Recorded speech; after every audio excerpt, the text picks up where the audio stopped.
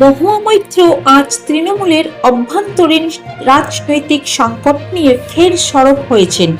মহুয়া মৈত্র বিদ্রোহী তৃণমূল সংসদের কড়া ভাষায় আক্রমণ করে বলেছেন, যারা বিজেপিতে সমর্থনে গিয়েছেন তারা বিশ্বাসঘাতক এবং তাদের সংসদ পদ ছেড়ে বিজেপির টিকিটে ভোটে লড়া উচিত।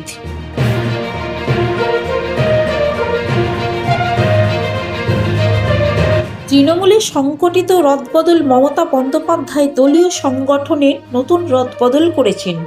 বিদ্রোহী বলে চিহ্নিত কয়েকজন নেতার পরিবর্তে নতুন মুখকে গুরুত্বপূর্ণ দায়িত্ব দেওয়া হয়েছে। এর মাধ্যমে দলীয় নিয়ন্ত্রণ আরও শক্ত করার চেষ্টা চলছে।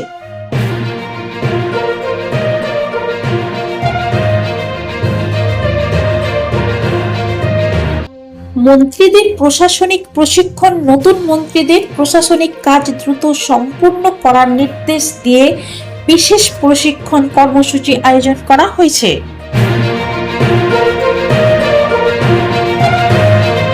আমুলের 700 কোটি টাকার প্রকল্প। পশ্চিমবঙ্গে আমুলের নতুন দুগ্ধ প্রক্রিয়াকরণ কারখানায় ভিত্তিপ্রস্তর স্থাপন হচ্ছে, যা রাজ্যের শিল্প ও কর্মস্থানে গুরুত্বপূর্ণ ভূমিকা রাখতে পারে।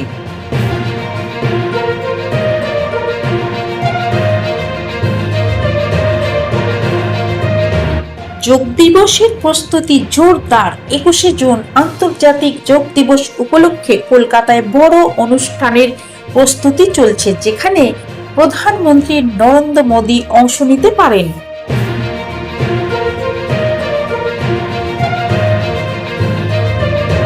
বিদ্যাসাগর সেতুতে যান চলাচল নিয়ন্ত্রণ। মেরামতির কাজের জন্য নির্দিষ্ট সময়ে যান চলাচলের বিধিনিষেধ জারি হয়েছে।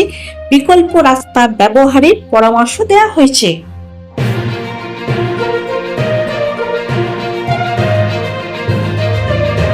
আবহাওয়া দপ্তরের পূর্বাভাস অনুযায়ী আগামী এক সপ্তাহ উত্তরবঙ্গের দার্জিলিং, কালিম্পং, জলপাইগুড়ি, আলিপুরদুয়ার ও কোচবিহারে ভারী থেকে অতি ভারী বৃষ্টি হতে পারে।